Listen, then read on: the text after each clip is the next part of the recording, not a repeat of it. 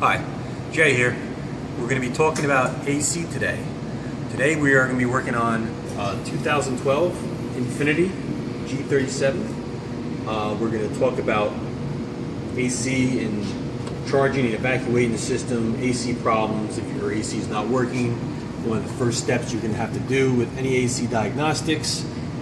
Also with this video, this really doesn't pertain to any kind of Nissan or Infiniti. This can go into other manufacturers as well as far as AC diagnostics.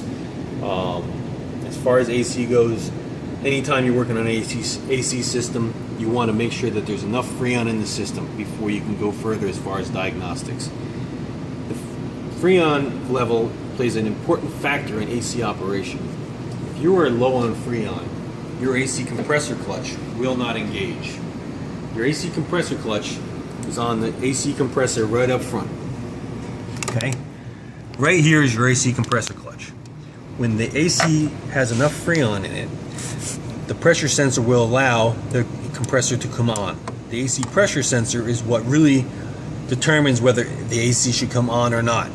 That's like the protector of the AC system. If there's not enough Freon in the system, it's not going to allow it to come on to protect it from getting damaged. Same thing as if it's overcharged. It's not going to allow it to come on if it's overcharged.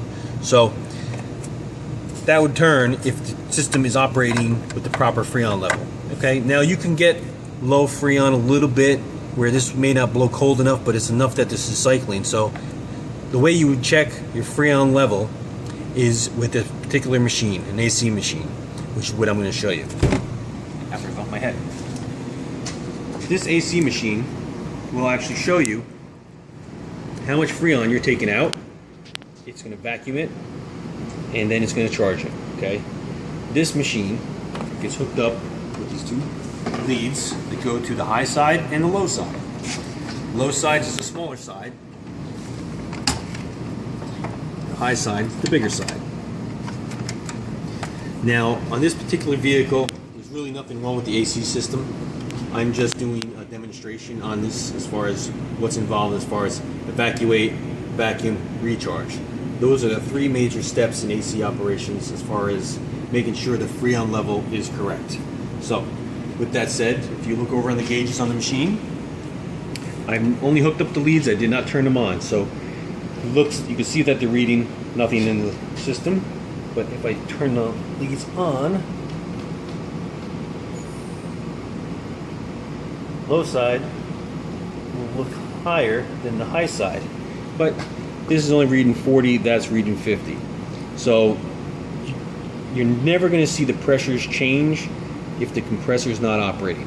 If the compressor is not operating, the pressures are going to be pretty much stable. They're not going to move where the compressor cycles, so you might see different pressure readings. So from here, you would hit recover.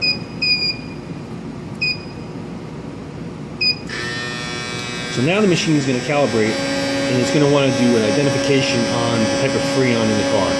Cars today use what they call R-134a. That's the Freon type.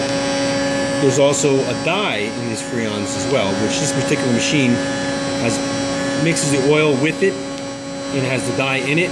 So when it charges it, it actually puts a dye in the system as well, which for future use would be if there's a leak in the system. Okay, the dye doesn't hurt anything, it's safe for the system to operate. They actually come with dye in them, but this machine ensures that the dye stays in the system. So,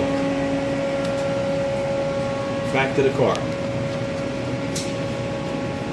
Another thing that we're going to talk about real quick while the machine's going to start evacuating the system is the AC light on your AC controller. Sometimes if your AC is not blowing cold, you hit the AC button, it lights up, but it's not blowing cold. Each car acts a little differently as far as the AC light. Sometimes if the pressure is too low, the AC light may not come on. Sometimes the light will come on if the pressure is low. Sometimes it just comes on no matter what. But each time it always really determines what the Freon pressure is. Because that AC pressure sensor is like the key thing for this system for AC operation. So, if the AC light works, it doesn't necessarily mean that the system has Freon, it should be fine. If the AC light doesn't come on, same thing. So you always start by charging the system. This way you know the AC pressure sensor is reading properly, the Freon levels properly. Then if you have no AC operation, then you would maybe start checking fuses, checking power at the compressor, see if the compressor's getting power, because if the compressor's getting power, but it's not operating, then maybe you have a bad compressor. If you ever have a bad compressor, the compressor would get replaced with the receiver dryer. Both those get replaced in pairs. So now, back to the machine, you can see that it's recovering, okay? And this is how much Freon is actually taken out of the car.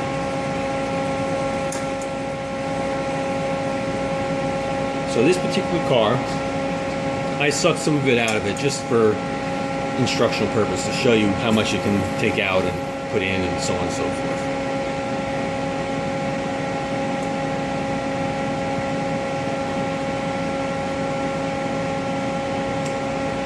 So, like I said before, this AC machine does a lot of everything for this, as far as the 3 steps that are major in charging AC systems, as far as the Freon.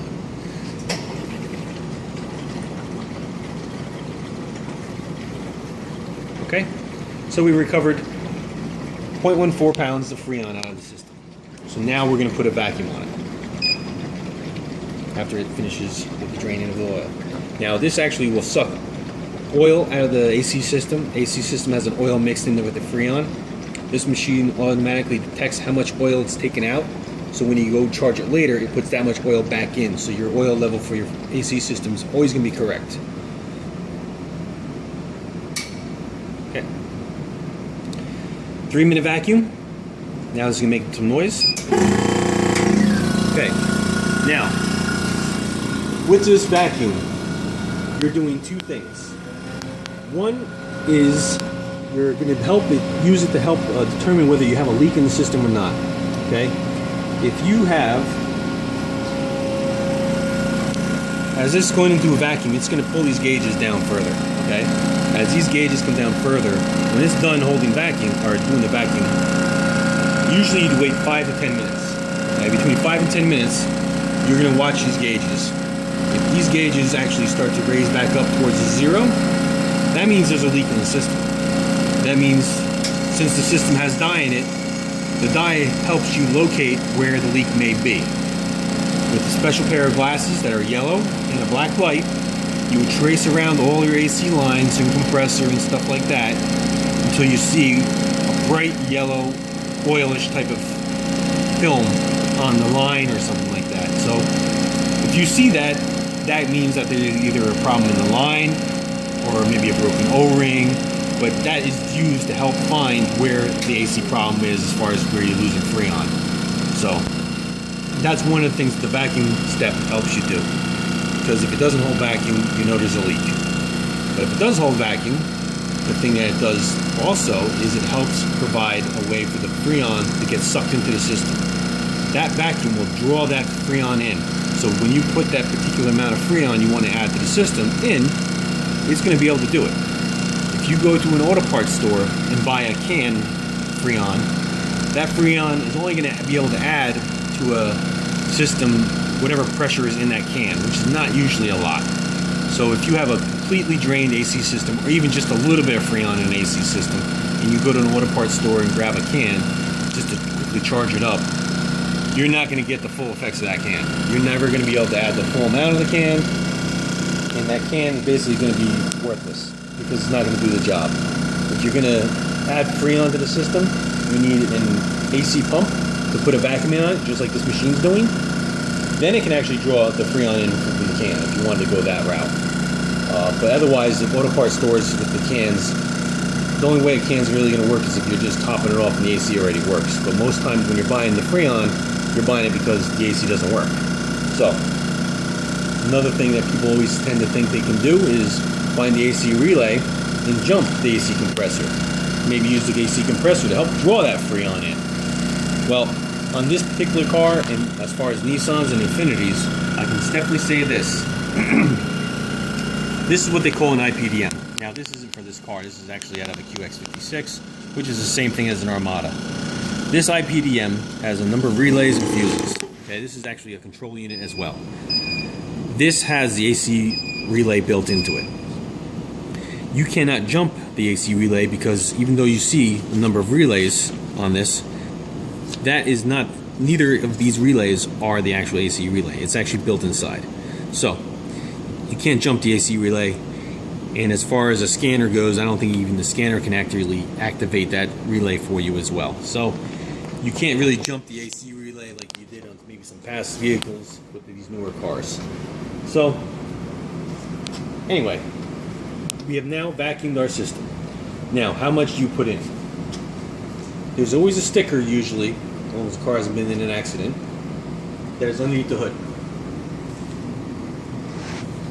The sticker is can be located in a number of spots. You'll see it says air conditioner. On the Nissans and Infinitis, it's normally on the hood.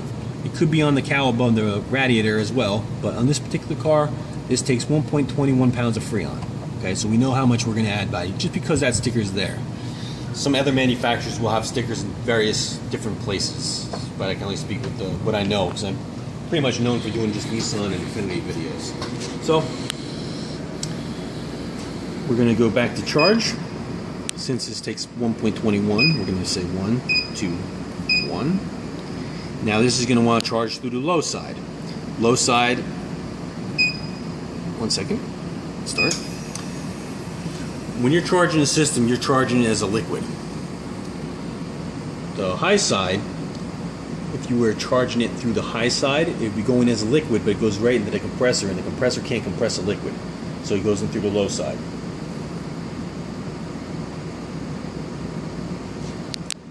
Obviously, if anything goes in as a liquid, it can damage things, especially because the compressor acts almost like a motor as well. Okay, so now that the system is fully charged, if you were to go to a Nissan or Infiniti dealer, they can print out this report of how much they've taken out and put in. So on this report, you can see that we removed 0.14 pounds of Freon, and we added 1.21 pounds of Freon, where you have a low side pressure reading and a high side pressure reading. And it actually tells you the airflow. I think it has a date and time on it somewhere too. Yeah, right up here.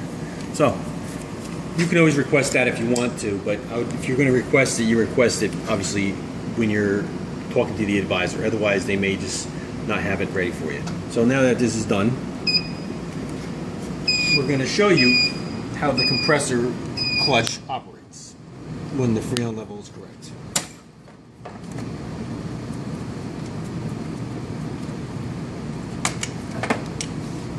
Okay, so we're going to start the car.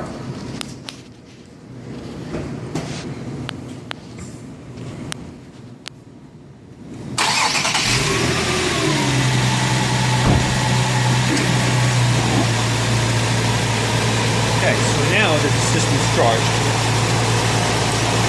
as I was saying before, this outer part of the AC is the AC clutch. That is now spinning, showing that it's now engaged. So if I was to go inside and turn the AC off,